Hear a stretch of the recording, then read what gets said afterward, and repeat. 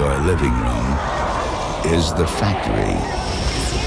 The product being manufactured is you. Welcome everybody to the Wake Up Call channel. This is an important video about something that a lot of people don't think too much about, and that is behavior. That is how they are forcing behavior, they're grooming behavior. We know that they have a plan for a social credit score, which of course would be based off of your behavior. Well, to get people to that point, they have to start forcing behavior onto people. They're using social media, and a lot of the stories that you hear out there are about behavior. These are subliminal stories where you might hear the story and you might be like, oh, that's interesting. Like, for example, there's been a lot of stories lately about at sports arenas, how fans are throwing things at the athletes or running onto the court. These are becoming big time stories for the mainstream media to use because it's about behavior, controlling the behavior. Why are people acting like this? We need to control the behavior of the fans. Back in the day, and look, it's give or take, whatever your take is on, well, they shouldn't be throwing. The point is that it's about behavior. They are trying to point out the behavior of people because they want to control the behavior of people. And you might remember Larry Fink, this guy, another one of these massive, massive scumbags. Larry Fink, of course, of BlackRock. Everybody's familiar with BlackRock and how much they own and what they're trying to do. He even talks openly about his employees and how they have to control and force the behavior onto people. Behaviors are going to have to change, and this is one thing we're asking companies. You have to force behaviors, and at BlackRock, we are forcing behaviors. Behaviors are going to have to change, and this is one thing we're asking companies. You have to force behaviors, and at BlackRock, we are forcing behaviors. So by forcing and controlling behavior, that means you're, especially since we live in a world where we constantly hear these repetitive phrases that make no sense with like, be the best you, be you, right? And we know what that really means is that by being the best you and all this stuff, that is a way that they're forcing behavior onto people because people aren't actually being themselves. They're being talking, regurgitating heads of the mainstream media. And they're acting like they're politically correct, and they're making statements on their social media accounts about events that happen as if anyone cares, right? That's another way that they're controlling behavior. This is an interesting story that I wanted to share from Twitter. Want to review this? It says, Twitter's niceness prompts do alter behavior, a study finds. Social network uses algorithm to spot posts that appear aggressive and asks users to be more considerate.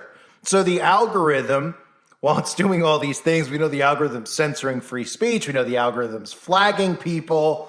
We know the algorithm and what, all these websites that have algorithms, what they're trying to do. Well, one of them, of course, by taking in your data, which I've talked about, everything you share, they calculate. You might think it's worthless, pointless stuff sometimes if you post just what you're doing in your day or if you're posting your dinner or whatever it might be.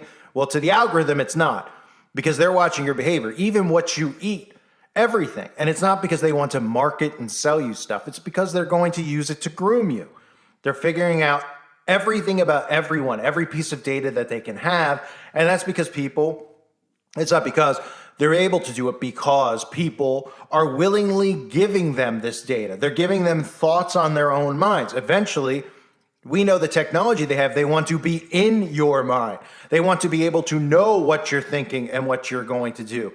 They want to make, they want pre-crime to be a thing.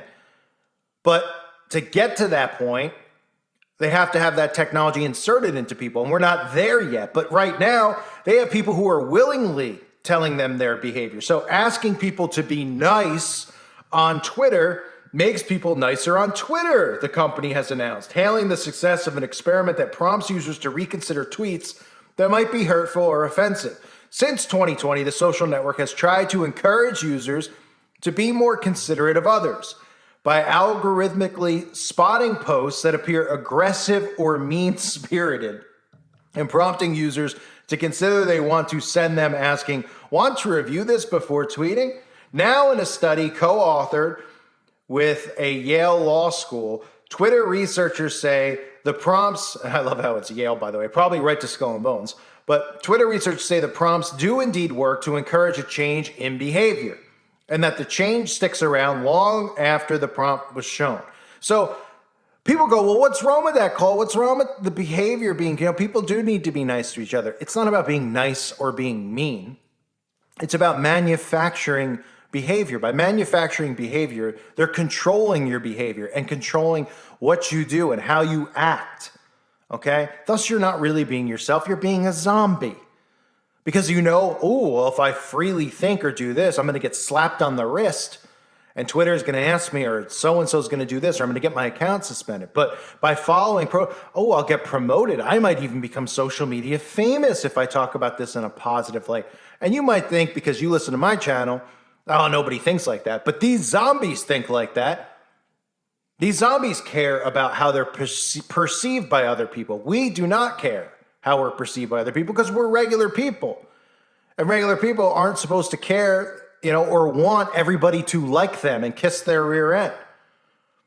So they said they found out that every 100 tweets where users were prompted to reconsider, the following actions were taken.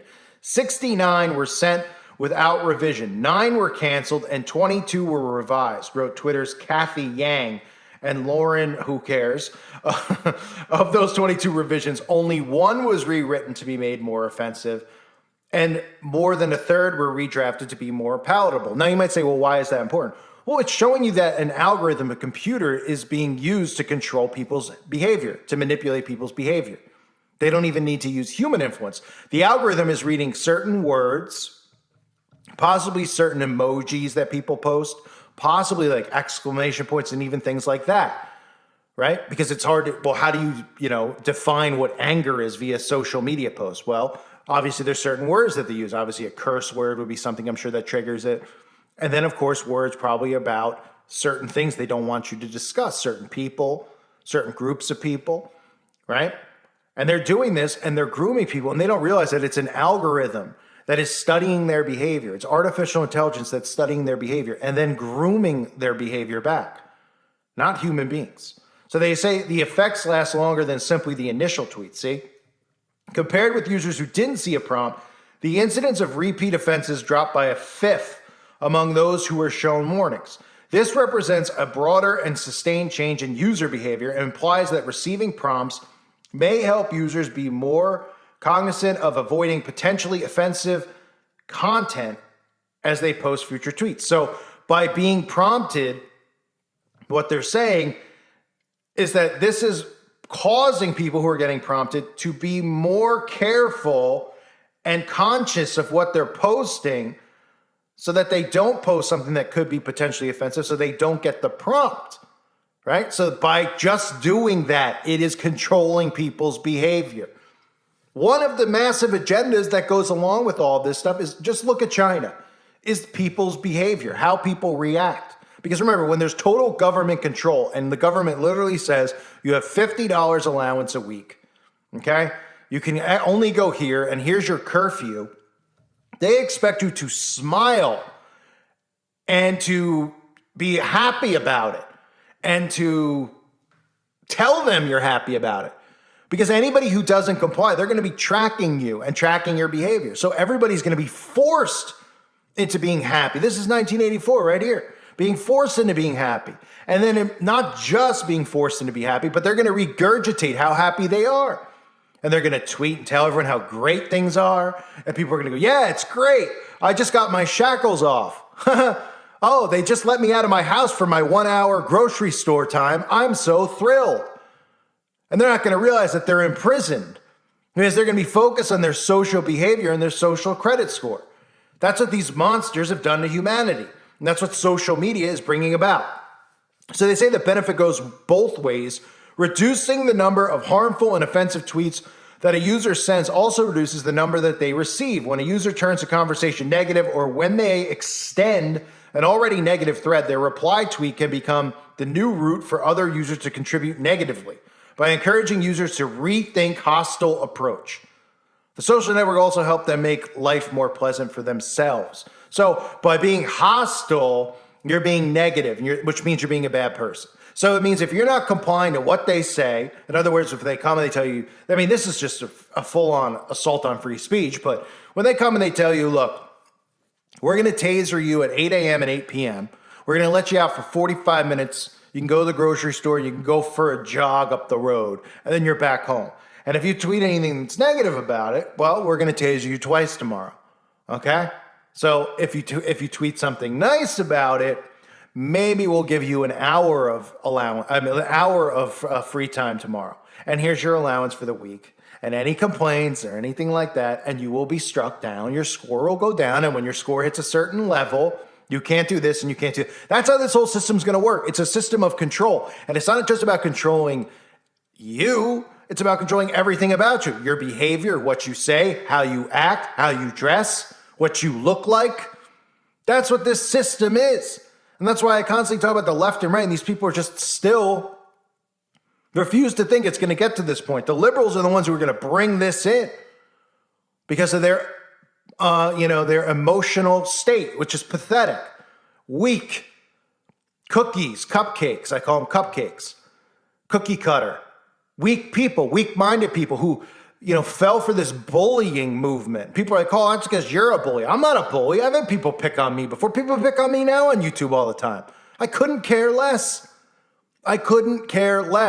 As long as I'm allowed to do it back, I only get mad when I'm not allowed to talk. Because that, to me, that's just total bullcrap.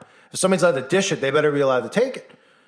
But bullying, what it does is it makes people weak by blocking bullying, by having anti-bullying movements. By bullying back and standing up for yourself, you show some fight, you show some character, you defend yourself, you don't take stuff. This whole system they've created is the anti-bullying movement, which I talked about in 2016. That's part of the backbone of compliance, is getting people to go and tattle, he's bullying me, to want the government to protect them and bring about this new world order, because the government's not going to be protecting them. The government's going to be controlling them.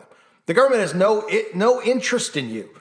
Gay, not gay, liberal, not liberal, trans, not trans, whatever you are, they don't care. They hate all of us equally. That's why we all should be on the same team fighting against this system of control. But unfortunately, it's so bad that we actually have a group of people who are fighting for this system of control.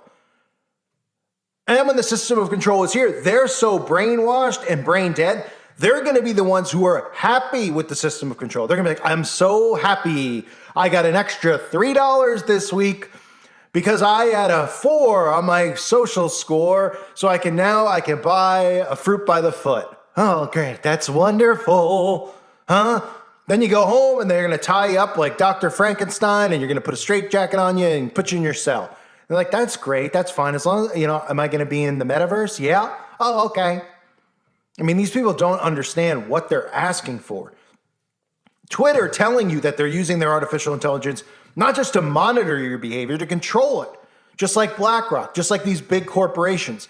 Because overall, Satan and Big Brother want to control your behavior. This thing they want to get inside your body to control you, it has everything to do with who you are as an individual, because you will no longer be a human being. You will no longer be who you are now. You'll be who they tell you you are, because they'll be controlling you, your thoughts, your emotions, and your behavior. So this is out in the open, and people hear stuff like this and like, oh, that's not a big thing. It's a subtle story. It's not subtle. It all connects. Just like I said earlier, with these stories where they talk about the behavior of fans at sporting events or the behavior of a certain person and what they say, right? You hear these stories about somebody tweeting something positive about the insurrection, and then all the mainstream media goes after them. And it's like, whoa, what about the person's free speech? Like a guy in the NFL tweeted something about the insurrection, just saying, hey, why are we talking so much about this and not about that? And he got fined by the NFL. I mean, are you joking me? I mean, I don't even know how they push this insurrection gimmick. I mean, even the liberals, does anybody care or buying into this? I mean, it's so poorly produced. That might be the CIA's worst run PSYOP, black op operation. I mean, other, of course, than the hook at Sandy, because I don't know if it's going to ever top that one. But anyway, this is them telling you they control your behavior, and they're going to continue to monitor and control your behavior. And this all leads towards the social credit score. That is the end game plan here, of course, with total control. And the mark is total control over your thoughts, your behavior, and your life. A reminder to check out the website at callforuprising.com. I hope to see everybody over there. I want to thank all of you for your support and being here on YouTube. Hope you're doing well. God bless you and your families.